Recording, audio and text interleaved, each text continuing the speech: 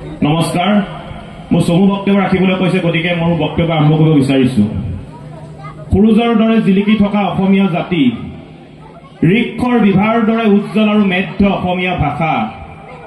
আৰু বাৰেৰহণীয়া লাৱণ্য থকা অসমৰ কলা কৃষ্টি সংস্কৃতিক মনে প্ৰাণে ভাল পোৱা ইয়াত উপস্থিত থকা গণ্যমান্য ব্যক্তিসকল বিভিন্ন অনুষ্ঠান প্ৰতিষ্ঠানৰ লগত জড়িত হৈ থকা গুণবিজ্ঞানী ব্যক্তিসকল জাতীয় সংগ্ৰামী অসম শিৱসাগৰ মহকুমা সমিতিৰ সভাপতি সম্পাদকে প্ৰমুখ্য কৰি আজি অনুষ্ঠানটো আয়োজন কৰা লুংপুৰীয়া খৰঙী যুৱ সমাজৰ উদ্যোক্তা সকলক লগতে উদযাপন সমিতিৰ সভাপতি সম্পাদকে প্ৰমুখ্য কৰি ইয়াত উপস্থিত সকলো ৰাইজক প্ৰথমে মই অসমীয়া নৱবৰ্ষ আৰু ৰঙালী বিহুৰ মই আন্তৰিকতাৰে উল্লেখ জনাইছো এটা সুন্দৰ অনুষ্ঠান আয়োজন কৰিছে বিহুৰ আমাৰ চিনাকি বিহুৰ আমাৰ পৰিচয় বিহুৰ আমাৰ প্ৰাণ চিৰপ্ৰবাহমান সমাহিত লুইতৰ দুই পাৰে বসবাস কৰা বিভিন্ন জাতি বৰ্ণ ধৰ্ম ভাষা নিৰ্বিশেষে উমৈহতীয়া সংস্কৃতিৰ পৰিমাৰ্জিত ৰূপ পৰিগ্ৰহণ কৰা বিহু অসমীয়া জাতীয় কৃষ্টি অসমৰ সাংস্কৃতিক ক্ষেত্ৰখনক আমি বিশ্ব দৰবাৰত চিনাকি দিবৰ বাবে যিমানবিলাক আমাৰ সমলৰ প্ৰয়োজন হয় তাৰ ভিতৰত অন্যতম হৈছে বিহু আৰু আমাৰ বিহু প্ৰকৃতিৰ লগত জড়িত খেতিৰ লগত জড়িত মাটিৰ লগত জড়িত আৰু সেই কাৰণে বিহু তেতিয়াহে জীয়াই থাকিব যেতিয়া আমাৰ মাটি আমাৰ নিজৰ হাতত থাকিব আমি অৰুণোদয় আঁচনি 1250 টকা পাই বা আমি ফ্ৰী চাউল পাই যদি আমি খেতি কৰিবলৈ বাদ দি দিওঁ পথাৰখন যদি উদং হৈ থাকে বিহু কিন্তু জীয়াই নাথাকে আপোনালোকে মন কৰিব আমি শিৱসাগৰ জিলাৰ 30টা জাতীয় জনগোষ্ঠীয় দল সংগঠনে শিৱসাগৰ জিলাত এজন অনা অসমীয়া ব্যৱসায়ীয়ে আমাৰ এজনী ভনী জিমিনাকক শাৰীৰিকভাৱে প্ৰহাৰ কৰা অপৰাধত আমি শিৱসাগৰ জিলাৰ দুদিন বন্ধ কৰি দিছিলোঁ আৰু এই দুদিন যেতিয়া শিৱসাগৰ জিলা আমি বন্ধ কৰি দিলোঁ তেতিয়া শিৱসাগৰ জিলাৰ আচল যিখন প্ৰতিচ্ছবি এই প্ৰতিচ্ছবিখন আপোনালোকে দেখা পালে সেই দুদিনত আমি দেখা পালো যে শিৱসাগৰ জিলাত থকা 80% ব্যৱসায়িক প্ৰতিষ্ঠান অনা অসমীয়া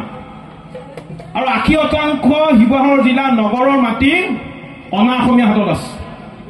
এই শিৱসাগৰ জিলাৰ ৰংপুৰ এটা সময়ত আহোমৰ ৰাজধানী আছিল কিন্তু আজি শিৱসাগৰ নগৰৰ 80% মাটি যে অনা অসমীয়াৰ হাতলৈ গ'ল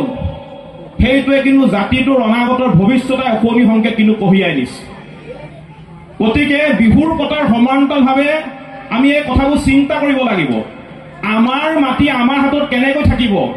এই কথাবোৰ আমি আলোচনা কৰিব লাগিব আৰু এতিয়া আমি দেখা পাইছো যে এটা পুঁজিপতি গোষ্ঠীসমূহে বিঘাই বিঘাই কিন্তু এতিয়া গাঁও অঞ্চলত মাটি কিনিবলৈ আৰম্ভ কৰিছে যদি আমি পিতাই দি থৈ যোৱা সম্পত্তিবোৰ দুটকাৰ কাৰণে যদি আমি পুঁজিপতি গোষ্ঠীসমূহক আমি গতাই থাকিবলৈ হয় তেতিয়াহ'লে আমাৰ অসমৰ অসমীয়া জাতিটোৰ জ্বলি থকা যিগছি চাকি এই চাকি গছি কিন্তু নুমাবলৈ বেছি সময় নালাগিব আৰু সেইটো কাৰণে কৈছো যে বিহুৰ পতাৰ সমান্তৰালভাৱে বিহুৰ পতাৰ লগে লগে আমি কিন্তু এই কথাবিলাক চিন্তা কৰিব লাগিব পথাৰৰ মাটি যাতে উদং হৈ নাথাকে মই এনে প্ৰথমতে কৈছো যে 1250 টকা অৰুণোদয় আঁচনি পায় আৰু ফ্ৰী চাউল পায় কিন্তু এতিয়া আমি দেখা পাইছো মই নিজৰ ঘৰৰ কথাই ক'বলৈ গৈছো আমাৰ ঘৰত আগতে আধি দিওঁ এতিয়া আধি কৰিবলৈ কিন্তু মানুহ নাই মানুহৰ অভাৱ কেলে অভাৱ হৈছে 1250 টকা পাইছে ফ্ৰী চাউল পাইছে কাম বন কৰিবলৈ এৰি দিছে আৰু কাম বন কৰিবলৈ এৰি দিয়াৰ ফলত যদি পথাৰখন উদং হৈ থাকিবলৈ হয় বিহু তেতিয়াহ'লে কিন্তু জীয়াই নাথাকে শ্ৰদ্ধা ৰাইজ বিহু তেতিয়াহে জীয়াই থাকিব যেতিয়া আমাৰ ভাষাটোৱে সদায় উচ্চ স্থানত জিলিকি থাকিব আজি অতি পৰিতাপৰ কথা আজি অসমৰ 3,45,00,000 মানুহৰ ভিতৰত কেৱল মাত্ৰ আধা সংখ্যক মানুহে অসমীয়া ভাষা ব্যৱহাৰ কৰে 2011 চনৰ যিটো লোকপিয়ল সেই লোকপিয়লৰ তথ্যটো স্পষ্ট হৈ পৰিছে যে অসমত অসমীয়া ভাষা কোৱাৰ মানুহৰ সংখ্যা কমি গৈ 48.80% পালেহি এইটো অতি পৰিতাপৰ কথা আৰু সেইটো কাৰণে অসমীয়া ভাষাটো আমি নিজে ব্যৱহাৰ কৰাৰ লগতে আনকো অসমীয়া ভাষাটো ব্যৱহাৰ কৰিবৰ কাৰণে শিকাব লাগিব আজি এই বিহুৰ দিনত যিমানবিলাক বিহুগীত গাইছে অসমীয়াত গাইছে আৰু এইটো কাৰণে কৈছো যে অসমীয়া ভাষাটো জীয়াই থাকিলে জাতিটো জীয়াই থাকিব আৰু আমাৰ অভিভাৱকসকলক মই ক'ব বিচাৰিছো যে আমি সততে দেখা পাওঁ এটা সন্তানে যেতিয়া স্কুললৈ যোৱাৰ পিছত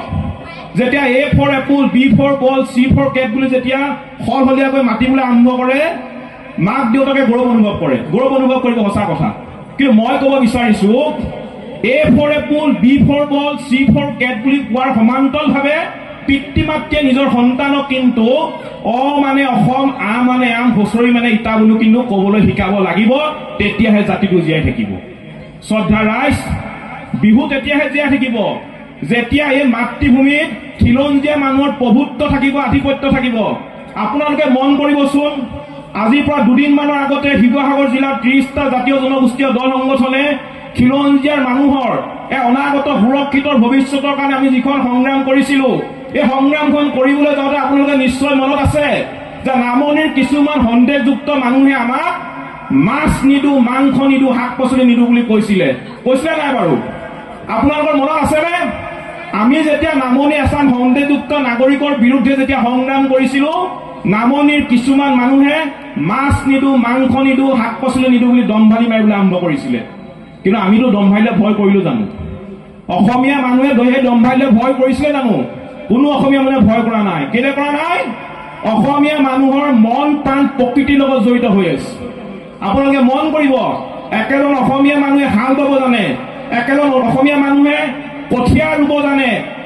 ধান দাব জানে, ডাঙৰি কঢ়িয়াব জানে, চাকৰি কৰিব জানে, ব্যৱসায় কৰিব জানে, বিহু নাম গাব জানে, মাছ ধৰিব জানে, সকলোবিলাক কৰিব জানে। আৰু প্ৰয়োজন হলে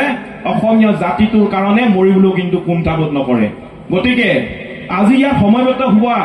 জাতি, বৰ্ণ, ধৰ্ম, ভাষা নিৰ্বিশেষে যিসকল লোক ঐক্যবদ্ধ হৈছে বা সমবেত হৈছে, সকলো লোক কিন্তু ঐক্যবদ্ধ হৈ আমি এটা সিদ্ধান্ত ল'ব লাগিব, সংকল্প ল'ব লাগিব। আমি এখন শক্তিশালী অসম গঢ়িবৰ কাৰণে চিন্তা কৰিব লাগিব, যিখন অসমত কেৱল মাত্ৰ খিলঞ্জীয়া মানুহৰ প্ৰভুত্ব থাকিব লাগিব, আধিপত্য থাকিব লাগিব, হয় নহয়? অসমখনত কেৱল মাত্ৰ খিলঞ্জীয়া মানুহৰ প্ৰভুত্ব থাকিব লাগিব, আধিপত্য থাকিব লাগিব, হয়নে নহয়? অসমৰ ভাষা, কলা, কৃষ্টি, সংস্কৃতিয়ে চিৰদিন চিৰকালৰ কাৰণে উচ্চ স্থানত জিলিকি থাকিব লাগিব। অসমৰ সম্পদৰ অধিকাৰ, ভূমি অধিকাৰ, ৰাজনৈতিক অধিকাৰ, অৰ্থনৈতিক অধিকাৰ, ভাষিক অধিকাৰ অসমীয়া মানুহৰ হাতত থাকিব লাগিব। আৰু আটাইতকৈ ডাঙৰ কথাটো হৈছে অসমৰ শাসনৰ যিডাল বাঘজৰী, এই শাসনৰ বাঘজৰীডাল কেৱল মাত্ৰ অসমীয়া মানুহৰ হাতত থাকিব লাগিব। এই কথাটো এইটো কাৰণে কৈছো, যদি অসমৰ শাসনৰ বাঘজৰীডাল অসমীয়া মানুহৰ হাতত নাথাকে, যদি অসমৰ শাসনৰ বাঘজৰীডাল অসমীয়া মানুহৰ হাতৰ পৰা গৈ কোনোবা বাংলাদেশী হাতলৈ যাবলৈ হয়, বিহু কিন্তু জীয়াই নাথাকে। স্পষ্ট কথা, বিহু জীয়াই নাথাকে। আৰু সেইটো কাৰণে কৈছো, এনে এখন আমি সংগ্ৰাম কৰিব লাগিব, যিখন সংগ্ৰামৰ জৰিয়তে কেৱল মাত্ৰ অসমত যাতে খিলঞ্জীয়া মানুহৰ প্ৰভুত্ব থাকিব লাগিব, আধিপত্য থাকিব লাগিব, আৰু অসমৰ শাসনৰ বাঘজৰীডাল কেৱল মাত্ৰ অসমৰ অসমীয়া মানুহৰ থকা আমি সংগ্ৰাম কৰিব লাগিব, আমি কৰি আছো।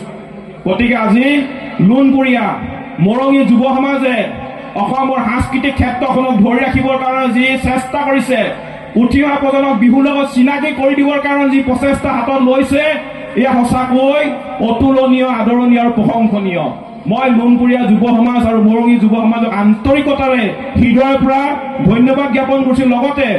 মোৰ সন্মুখত বহি থকা প্ৰশিক্ষকসকলৰ শ্ৰীচৰণত মই সেৱা লৈছো। উপস্থিত ৰাইজৰ শ্ৰীচৰণত সেৱা জনাই মই মোৰ চমু বক্তব্য সামৰণি মাৰিছো। ধন্যবাদ। জয়